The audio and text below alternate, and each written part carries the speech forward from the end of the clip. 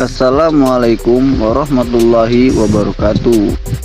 Baiklah, bersama saya Rodi Anan, mahasiswa Prodi Ekonomi Syariah, Fakultas Ilmu Ekonomi dan Bisnis Islam, Institut Agama Islam Al-Azhar Lubuk Linggau.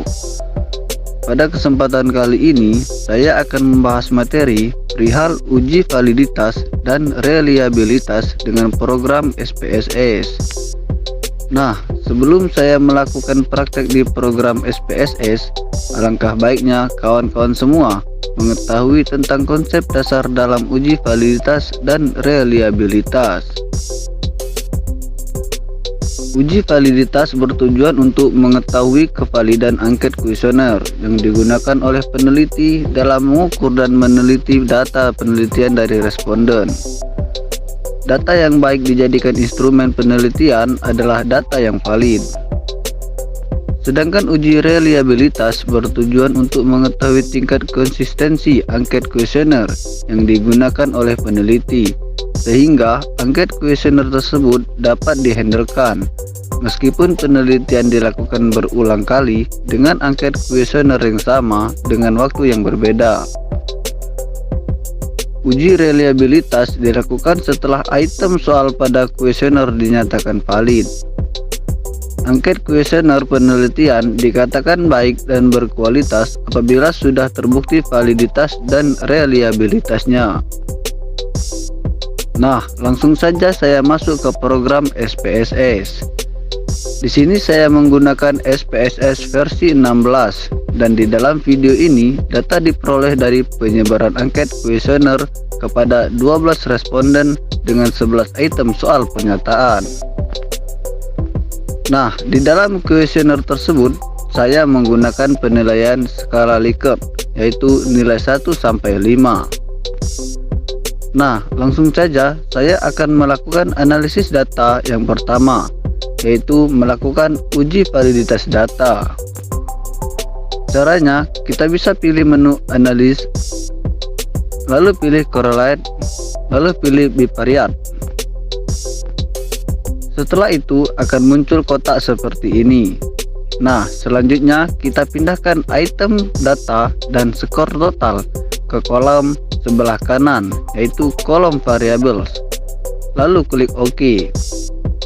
Nah, sebelum kita melakukan interpretasi outputnya, alangkah baiknya kita mengetahui tentang kriteria pengujian dalam uji validitas. Di sini, kriteria pengujiannya menggunakan nilai signifikansi atau p-value.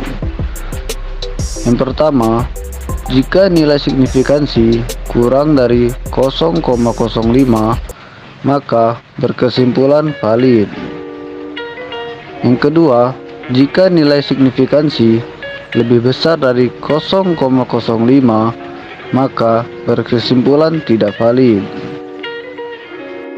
Mungkin teman-teman masih bingung kenapa saya hanya memakai nilai signifikansi untuk mengetahui apakah item pernyataan di kuesioner tersebut valid atau tidak.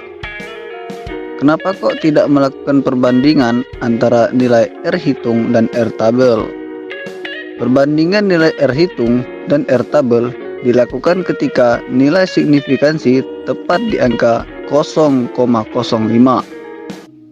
Dan jika nilai signifikansi kurang dari 0,05, maka bisa ditarik kesimpulan bahwa item tersebut sudah valid. Nah, selanjutnya saya akan melakukan interpretasi validitas. Untuk item yang pertama, nilai signifikansi yang didapat sebesar 0,00. Nilai ini kurang dari 0,05, maka dapat ditarik kesimpulan bahwa item soal yang pertama sudah valid. Selanjutnya, untuk item yang kedua sampai item yang ke-11 itu juga memiliki nilai yang sama, yang artinya bahwa item-item tersebut valid. Nah, setelah semua item yang digunakan sudah valid, selanjutnya saya akan melakukan uji reliabilitas. Caranya, kita bisa pilih menu Analyze, Lalu pilih scale. Selanjutnya pilih reliability analysis. Setelah itu akan muncul kotak seperti ini. Masukkan item 1 sampai item 11 ke kolom sebelah kanan.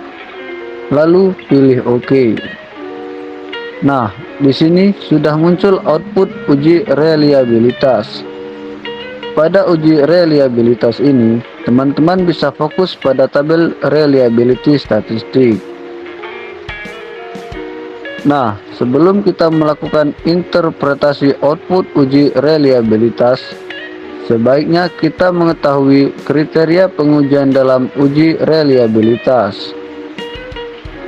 Menurut Imam Ghazali, variabel dikatakan reliable apabila nilai Cronbach alpha lebih besar dari 0,70. Nah, di dalam output ini, nilai Cronbach alpha yang didapatkan sebesar 0,983. Nilai tersebut lebih besar dari 0,70. Yang artinya variabel yang digunakan dalam penelitian sudah reliable.